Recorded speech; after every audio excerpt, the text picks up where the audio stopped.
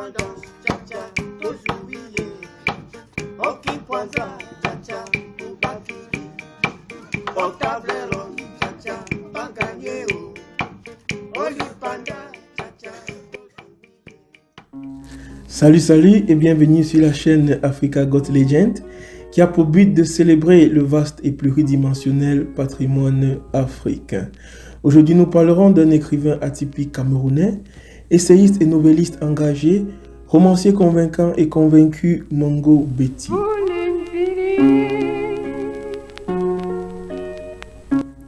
Avant d'entrer en besogne, veuillez vous pencher sur la question du jour qui sera répondue en fin de cette vidéo.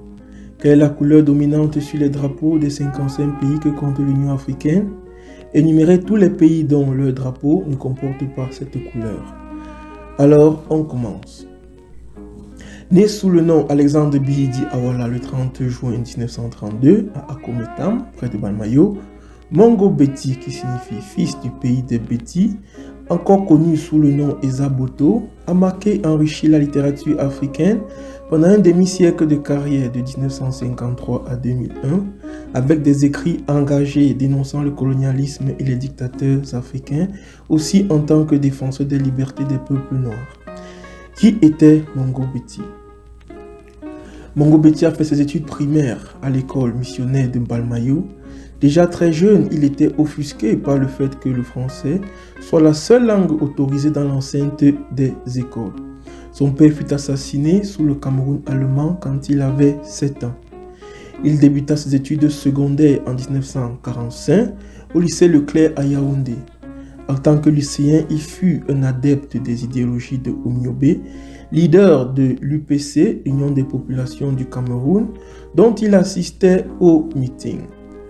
Après l'obtention de son baccalauréat en 1951, il bénéficia d'une bourse française comme tous les autres bacheliers, vu qu'il n'y avait pas d'université sous le Cameroun colonial.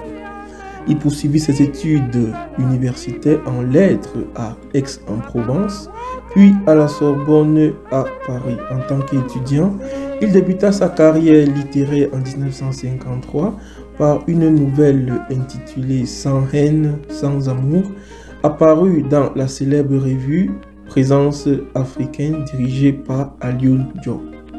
Son premier roman « Ville cruelle », paru en 1954, sous le nom Eza Boto, parle des mésaventures d'un paysan venu vendre son cacao en ville et victime de la duperie des commerçants grecs.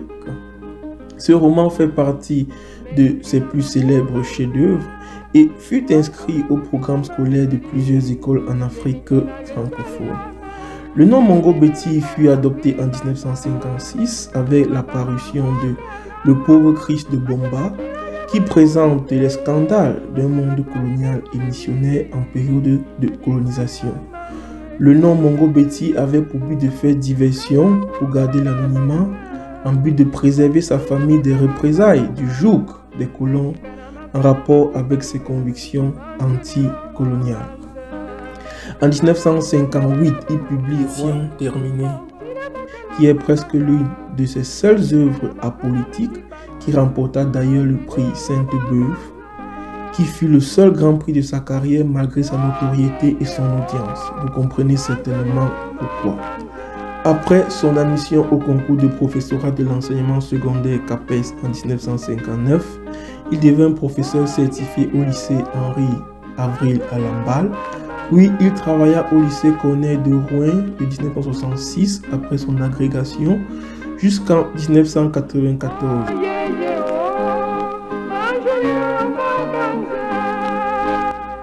Il épousa sa collègue française Odile Topner-Bihidi en 1963, qui sera aussi son compagnon de lutte avec qui il a eu 3 enfants.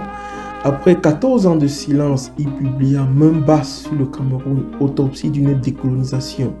En 1972, après l'assassinat de Ernest Ouandié, marquant la fin du maquisat au Cameroun. Cet essai dénonce la persécution des militants nationalistes camerounais et fut censuré et interdit de vente en France et au Cameroun sous Aïdio. En 1978, il créa la revue Peuples noirs, peuples africains, un recueil pour les radicaux noirs qu'il dirigea avec Odile Topner jusqu'en 1991.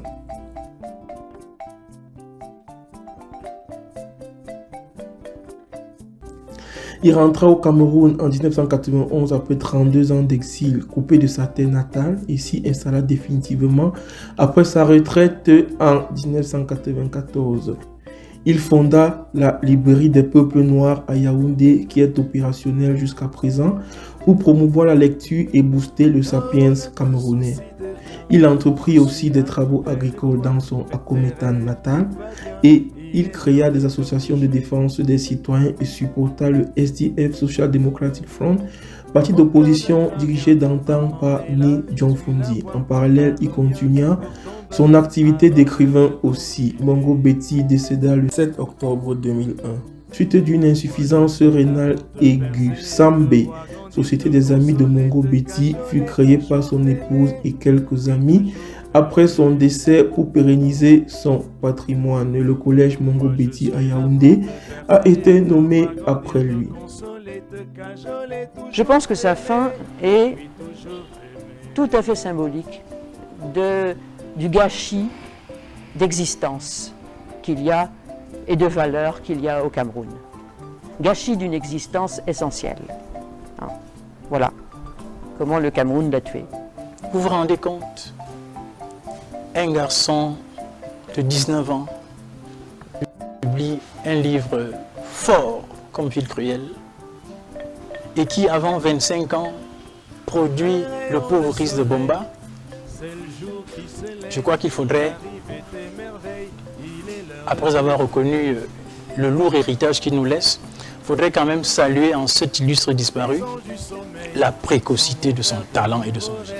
On doit retenir de lui l'image, si on était dans l'église catholique, de quelqu'un qu'il faudrait canoniser. Que la jeunesse aujourd'hui puisse se rendre compte qu'il y avait quelqu'un qui était ailleurs, qui pouvait vivre ailleurs, qui avait les moyens de vivre ailleurs, mais qui a pensé qu'en fait, son destin, c'est ici qu'il devait se réaliser, ici et nulle part ailleurs. Parce que notre pays, nous seuls pouvons le construire. Il faut ajouter que le temps de l'œuvre de Mongo Betty ne fait que commencer. Ailleurs, on les découvre. La jeunesse, ici même, commence peut-être à le découvrir, mais elle y viendra quand elle verra qu'ailleurs, il tient une place plus considérable qu'ici. Donc, le temps de Mongo Betty est le temps à venir. Et c'est pourquoi c'est une erreur de parler d'échec. D'échec de sa période, notamment de 10 années chez nous, à son retour, parce qu'il a semé. Pourquoi est-ce que les Africains ne font pas comme les Taïwanais, ne font pas comme les Coréens du Sud Alors c'est tout pour ce numéro. Merci de nous avoir suivis. Aimez et likez notre page pour plus de numéros. Pour ce qui est de la question du jour, le vert est la couleur dominante. Il apparaît sur 44 drapeaux parmi 55 et les pays dont les drapeaux ne comportent pas la couleur verte sont les suivants.